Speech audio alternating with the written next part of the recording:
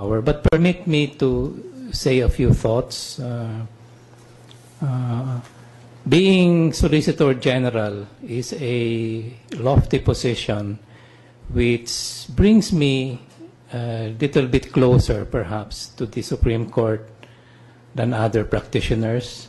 The fact that the Solicitor General represents the government and its agencies before the Supreme Court, and the fact that the Solicitor General, by the words of the Supreme Court, is tribune of the people, and that the Solgen argues the cases of the government before the Supreme Court, brings the Solicitor General into a unique position, as one commentator has said, to be in a distinctive position to, on behalf of the government, engage the highest court of the land in a dialogue. They call it a Socratic dialogue, in order to arrive at good decisions. So in that case, I am very blessed and very lucky to be in this position.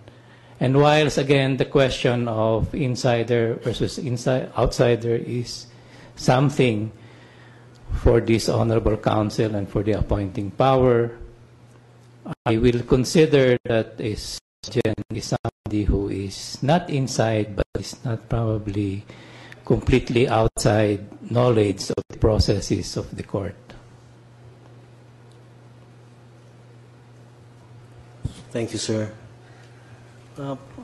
Solgen, it was previously reported that during your interview for the position of Ombudsman, you were asked if you would inhibit from cases involving San Miguel Corporation pending before the Supreme Court. You replied no, and correct me if I'm wrong. You replied no to this query and added that I am not sure if I need to inhibit at all, because logically I will then have to inhibit in all cases that have to do with other law firms I work with. Will you maintain the same position if appointed as Chief Justice? And yes, that's my question first. No, sir. I will not maintain that same position anymore. Do you then believe that as Chief Justice, there would certainly be conflict of interest in the matter of pendency of certain very contentious and controversial cases at the Supreme Court level, private party involving your former employer, the San Miguel Corporation? If I am blessed to be Chief Justice, sir, I will inhibit from all cases involving San Miguel Corporation. Thank you, sir. Thank you, sir. How do you understand the political question doctrine, Solgen?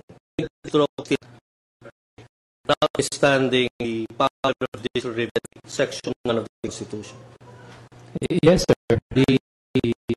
As we now call the expanded power of judicial review, or the duty of the court to determine in all cases whether there is grave abuse of discretion on the part of any branch or functionality of government, I believe personally that there is still room for true or real political questions.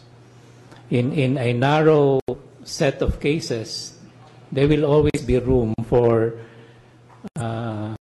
circumstances or facts where the court should not exercise its power of judicial review. My last question, Mr. Chairman, is, Solgen, you characterize the judiciary as a passive institution that does not craft policies.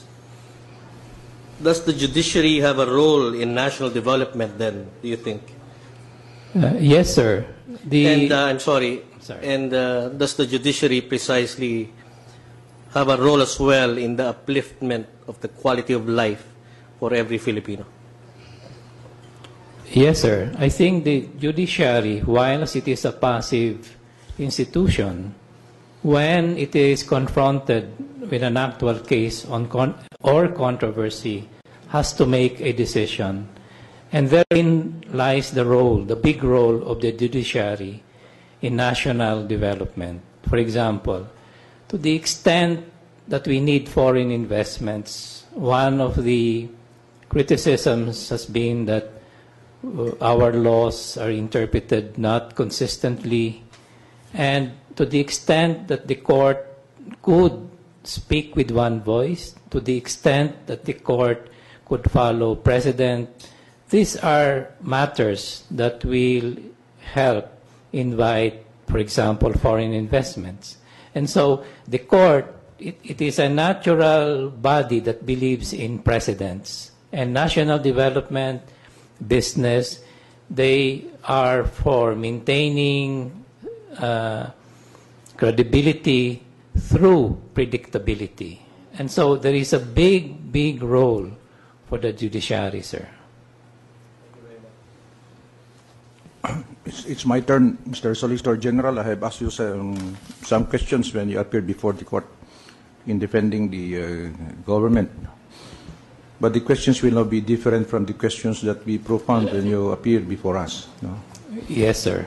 Now, you appear to be humble the way you answer the questions and the way you gesture in answering the questions. Am I right?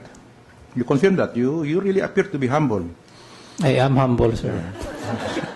My question is, are you really humble? Yes, sir. Oh. My next question is, do you really know the work of a Chief Justice?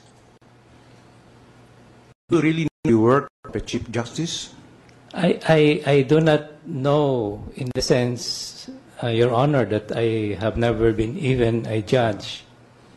But I think from what I have learned, from what I have read, from what I have observed, it is a very important job.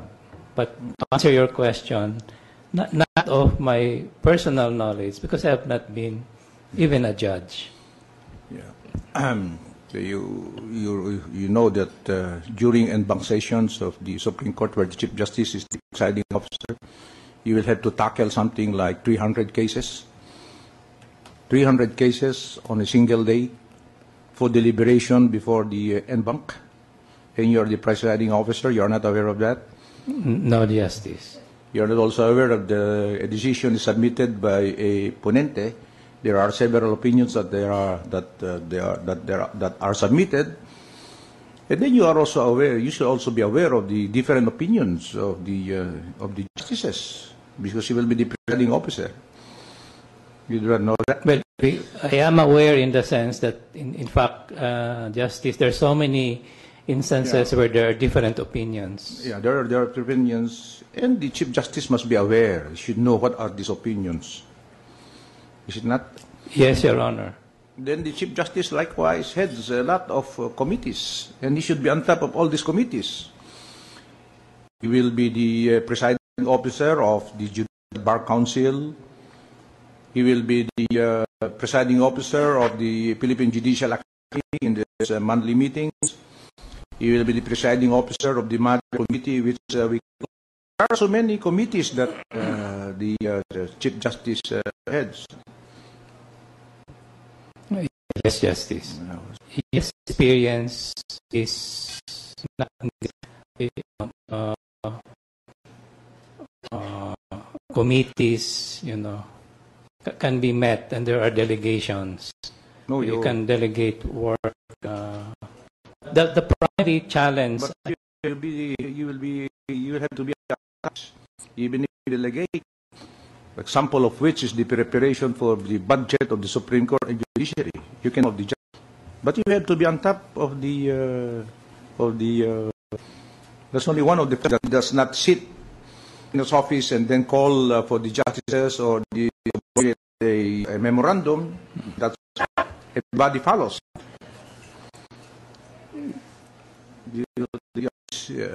I'm not saying I'm is that reply or pleading that permitted by the Solicitor General. I have signed your. Is it not that the shares allegedly owned by Ambassador Cojuangco, which I think is equivalent to something like 20%, 20% of the total shares of the San Miguel Corporation, you were then a corporate secretary of San Miguel Corporation. You were a